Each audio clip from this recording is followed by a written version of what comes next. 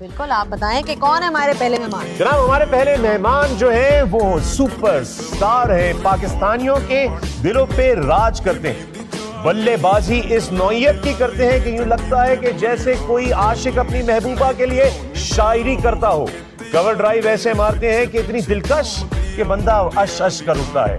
दोस्तों, दुनिया में आते साथ ही अपने बल्लेबाजी से ऐसा नाम और ऐसा मुकाम बनाया है कि शायद ही किसी और ने ऐसा उरूज इतनी जल्दी हासिल किया हो।